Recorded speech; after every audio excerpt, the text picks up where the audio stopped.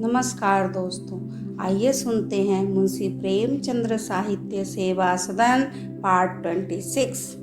रात के 9 बजे थे। पदम सिंह भाई के साथ बैठे हुए विवाह के संबंध में बातचीत कर रहे थे। कल बारात जाएगी। दरवाजे पर शहनाई बज रही थी और भीतर गाना हो रहा था।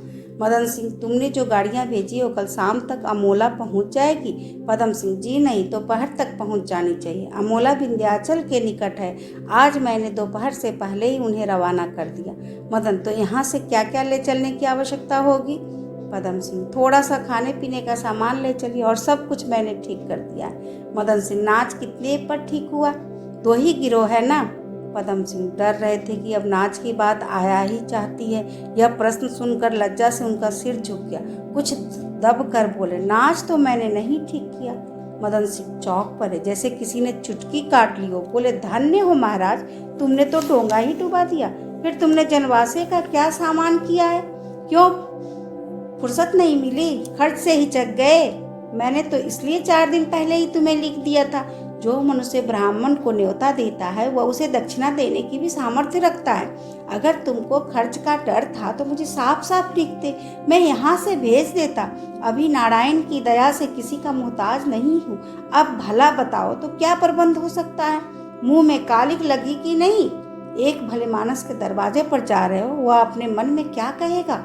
दूर दूर से उसके संबंधी आए होंगे, दूर दूर के गांवों में लोग बारात में आएंगे, वो अपने मन में क्या कहेंगे? राम राम।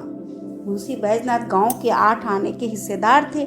मदन सिंह की ओर मार्मिक दृष्टि से देखकर बोले, मन में नहीं जनाब, खोल खोल कर कहेंगे, गालियां देंगे, कहेंगे कि नाम बरे दर्शन थोड़े, और संसार में निंदा होने लगेगी। नाच के बिना जनवासा ही क्या? कम से कम मैंने तो कभी नहीं देखा। शायद भैया को ख्याल ही नहीं रहा, या मुमकिन है लगन की तेजी से इंतजाम नहीं हो सका हो। पदम सिंह ने डरते हुए कहा, यह बात नहीं है। मदन सिंह, तो फिर क्या है? तुमने अपने मन में यही सोचा होगा कि सारा बोझ मेरे ही सर पर पड़ेगा। पर मैं तुमसे सत्य कहता हूँ, मैंने इस विचार से तुम्हें नहीं लिखा था।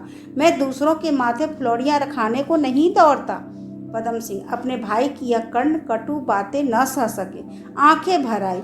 बोले, भैया, ईश्वर के लिए आप मेरे संबंध में ऐसा विचार न करें। यदि मेरे प्राण भी आपके काम आ सके तो मुझे आपत्ति न होगी। मुझे यह हार्दिक अभिलाषा रहती है कि आपकी कोई सेवा कर सकूं। यह अपराध मुझसे केवल इस कारण हुआ कि आजकल शहर में लोग नाच की प्रथा बुरी समझने लगे। शिक्षित समाज में इस प्रथा का विरोध किया जा रहा है और मैं भी उसी में सम्मिलित हो गया हूँ। अपने सिद्धांत को तोड़ने का मुझे साहस न हुआ। मदन सिंह, अच्छा यह बात है। भला किसी तरह लोगों की आंखें खुली। मैं भी इस प्रथा को निग्न समझता हूँ, लेकिन नक्कू नहीं बनना चाहता। जब सब लोग छोड़ देंगे तो मैं भी छोड़ दूंगा। मुझको ऐसी क्या परी है कि सबसे आगे आगे चलूं? मेरे एक ही लड़का है, उसके विवाह में मन के सब हौसले पूरे करना चाहता हूँ। विवाह के बाद मैं भी तुम्हारा मत स्वीकार कर लूँगा। इस समय मुझे अपने पुराने ढंग पर चलने दो, और यदि बहुत कष्ट न हो तो सवेरे गाड़ी पर चले जाओ और बीरा देखकर उधर से ही अमोला चले जाना। तुमसे इसलिए कहता हूँ कि तुम्हें वहाँ लोग जानते हैं, दूसरे जाएंगे तो लुट जाएंगे। पदम सिंह ने सिर झुका लिया और सोचने लगे। उन्हें चुप देखकर मदन सिंह ने तेवर बदल कर कहा, चुप क्यों हो? क्या जाना नहीं चाहते? पदम सिंह ने अत्यंत दीन भाव से कहा, भैया, आप यदि क्षमा करें तो जाओ। मदन सिंह, नहीं नहीं, मैं तुम्हें मजबूर नहीं करता। नहीं जाना चाहते हो तो मत जाओ। मुंशी बैजनाथ, आपको कष्ट तो होगा, पर मेरी खातिर से आप ही जाइए। बैजनाथ, मुझे कोई उर्ज नहीं है। मैं मदन दास, उधर से ही अमोला चले जाइएगा, आपका अनुग्रह होगा। बैजनाथ, आप इत्मीनान रखें, मैं चला जाऊंगा। कुछ देर तीनों आदमी चुप बैठे रहे। मदन सिंह अपने भाई को कृतज्ञ समझ रहे थे। बैजनाथ को चिंता हो रही थी कि मदन सिंह का पक्ष ग्रहण करने से पदम सिंह बुरा तो न मान जाएंगे, और पदम सिंह अपने भाई की अप्रसन्नता के भय से दबे हुए थे। सिर उठाने का साहस नहीं होता था। एक ओर भाई की अप्रसन्नता थी, दूसरी ओर सिद्धांत और न्याय का बलिदान। एक ओर अंधेरी घाटी थी, दूसरी ओर सीधी चट्टान। निकलने का कोई मार्ग न था। अंत में उन्होंने डरते डरते कहा, भाई साहब, आपने मेरी भूलें कितनी बार क्षमा की हैं, मेरी एक ढिठाई और क्षमा कीजिए। आप जब नाच के रिवाज को दूषित समझते हैं, उस पर इतना जोर क्यों देते हैं? मदन सिंह झुंझला कर बोले, तुम तो ऐसी बातें करते हो मानो इस देश में पैदा ही नहीं हुए हो। जैसे अन्य देश से आए हो। एक यही क्या, कितनी कुप्रथाएं हैं जिन्हें दूषित समझते हुए भी उनका पालन करना पड़ता है।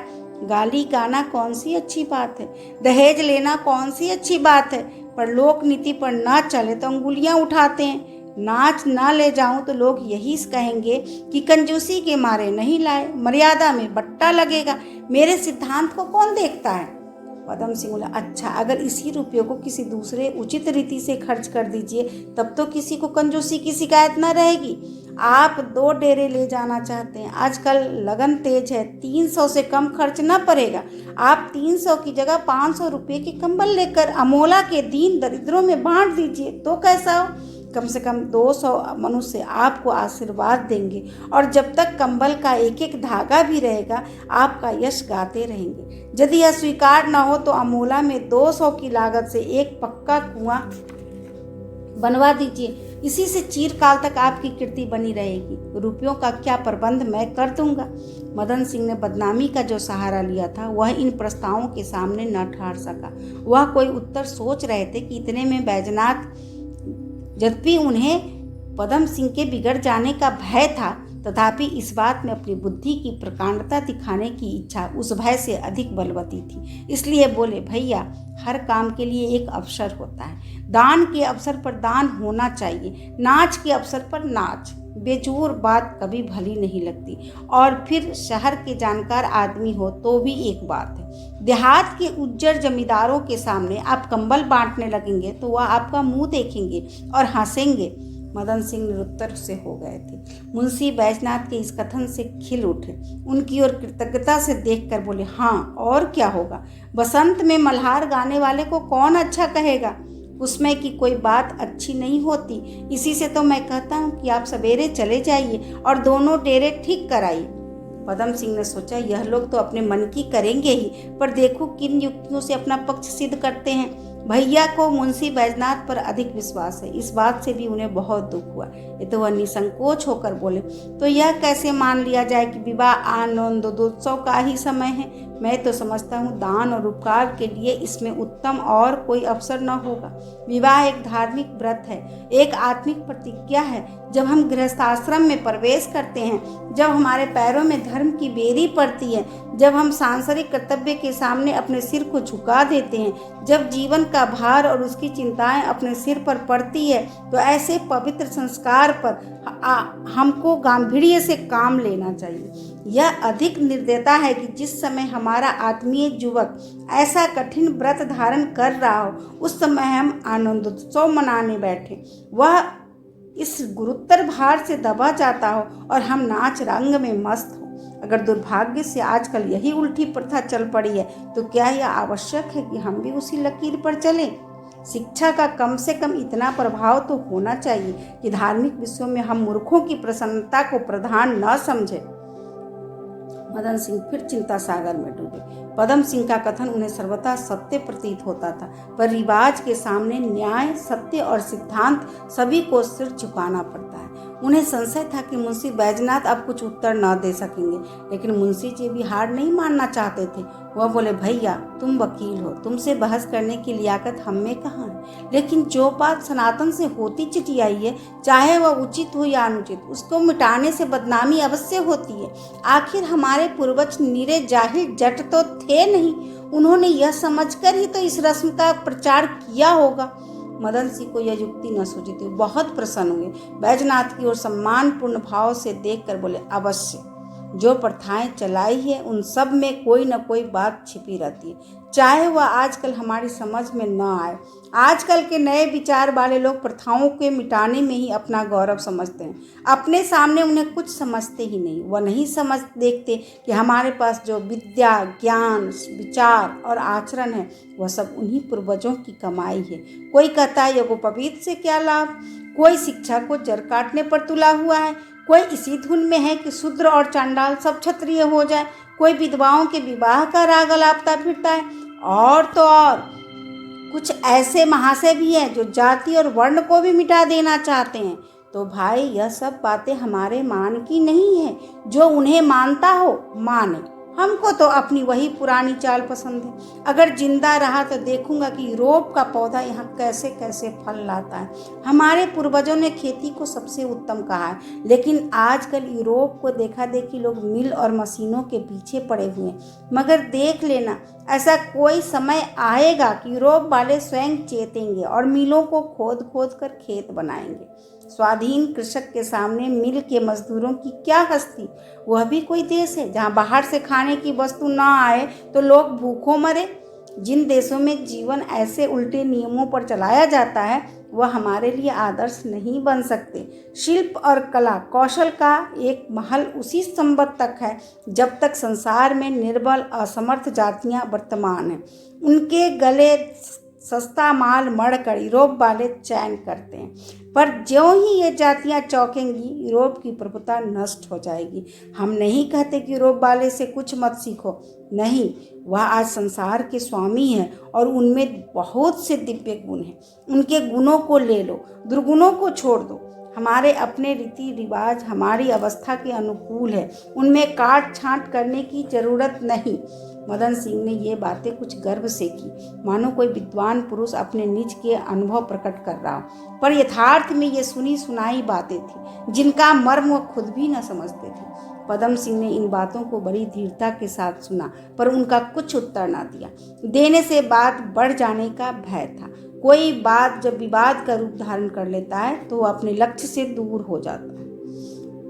बाद में नम्रता और विनय पर युक्तियों से भी अधिक प्रभाव डालती है। ये तो वो बोले तो मैं ही चला जाऊंगा, मुंशी बैजनाथ को क्यों कष्ट दीजिएगा, यह चले जाएंगे तो यहाँ बहुत सा काम पड़ा रह जाएगा।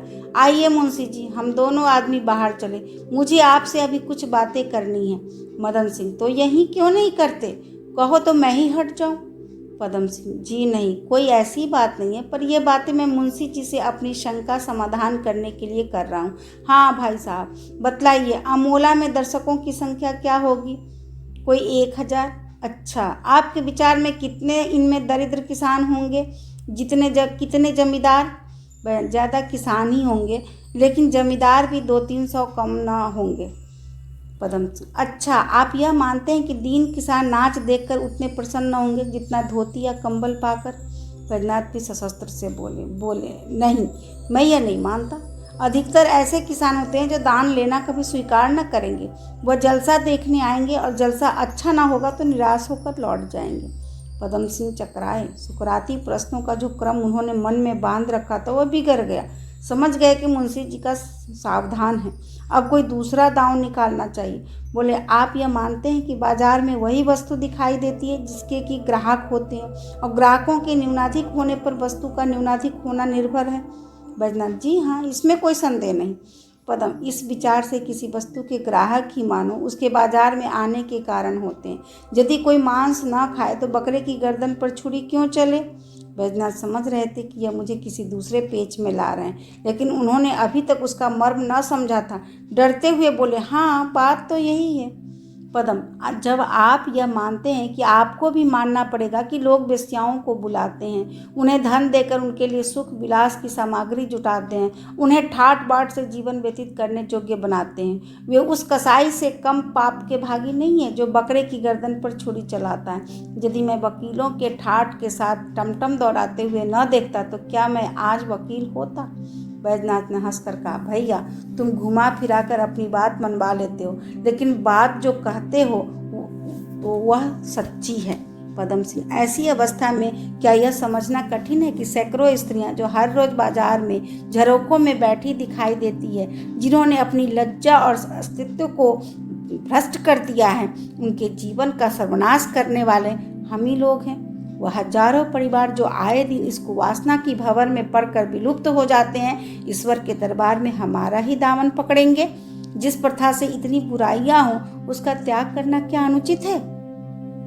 मदन सिंह बहुत ध्यान से ये बातें सुन रहे थे। उन्होंने इतनी उच्च शिक्षा नहीं पाई थी जिससे मनुष्य विचार स्वातंत्र की धुन में सामाजिक बंधनों और नैतिक सिद्धांतों का शत्रु हो जाता है। नहीं, यह साधारण मनुष्य बुद्धि के मनुष्य थे। कायल होकर बत बढ़ाव करते रहना उनकी सामर्थ्य से बाहर था। मुस्कुराकर मुंशी बैजनाथ से बोले, कहिए मुंशी जी, अब क्या कहते हो, है कोई निकलने का उपाय?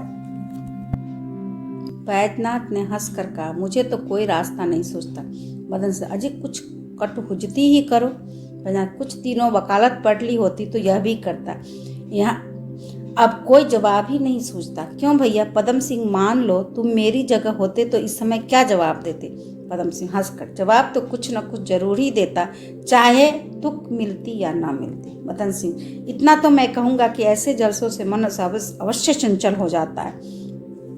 जवानी में मैं किसी जलसे से लौटता तो महीनों तक उसी वेश्या के रूप, रंग, हाव भाव की चर्चा किया करता। भैया, पदम सिंह के ही मन की होने दीजिए, लेकिन कंबल अवश्य बंटवाइए। मदन सिंह, एक कुआं बनवा दिया जाए तो सदा के लिए नाम हो जाएगा। इधर भांवर पड़ी, उधर मैंने कुएं की नींव डाली। अभी आप सुन रहे थे मुंशी प्रेमचंद्र साहित्य सेवा सदन पार्ट 26। धन्यवाद।